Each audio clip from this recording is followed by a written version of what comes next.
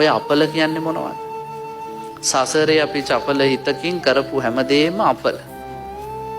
අපල කියලා කියන්නේ අපිම කරපු දේවල් මිසක් කවුරුත් අපිට දීපු දේවල් නේ. රාහු කේතු රවි සඳ කුජ බුදු ගුරු කිවි සහස වෙන සුරු දීපු ඒවා නෙමෙයි. අප විසින්ම කරගත්ත දේවල්. එහෙනම් බුදුහාඳුරු කියන්නේ මොකක්ද අපිට? කරපු පව් විපාක ලැබෙද්දි සතුටින් ගෙවන්න ආයි පව් රැස් කරන්න එපා. පැරණි කරපු දේවල් වල විපාක හැටියට හතුරුකම් නිර්මාණය වෙද්දි ඒ හතුරුත් මිතුරු කරන් යන්න බලන්න අලුතෙන් හතුරෙක් හදාගන්න එපා. ධර්මය කියන්නේ ඒකයි. එහෙම නැතුව පිමන්නේ ධර්මය කියන්නේ අනේ ගහද්දි ගහන්න කියන එක නෙමෙයි, කපද්දි කපන්න කියන එක නෙමෙයි. අද සමහරලාට ඔයත් ඔබ අහලා ඇති නේද? හාමුදුරුවෝත් බණවලට කියනවා ඒ වගේ ඒවා. ඒගොල්ලොත් කියනවා මිනිසුන්ට වරදිද්දි මට හරි සතුටුයි කියලා. ගෑනුම බේර වැවේ ඔබද්දි මට හරි සතුටුයි පුතා කියලා බණ කියන හාමුදුරුවෝලා අද ලංකාවේ ඉන්න ඔයත් අහලා ඇති.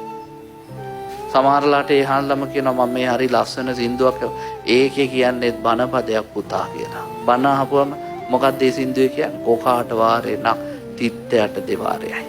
ඒ කියන්නේ ඉවසලා බලන් ඉඳලා කොහොම හරි දීපන් රිටර්න් එක. නේ? මට මොනවා හරි කරොත් මමත් උඹට කවදා හරි දෙනවා. එතන ධර්මයක් නැත. තථාගතයන් වහන්සේගේ ධර්මයේ මොකද්ද කියන්නේ? ඉවසලා බලන් ඉඳලා රිටර්න් එක දෙන්න කියලා. නෑ. බුදුවරු නම් අපිට උගන්වලා තියෙන බිමන් ඉවසලා බැරිම තැන. එතන තමයි ඉවසිය යුතු හොඳම තැන. නේද? ඉවසලා බැරිම තැනක් ආවොත් එතෙන්දී හිත දිහා බලන්නලු. ඇයි මට මෙතෙන්දී ඉවසන්න බැරිුනේ? එතෙන්දිත් ඉවසුවොත් ඔබ දිනලා.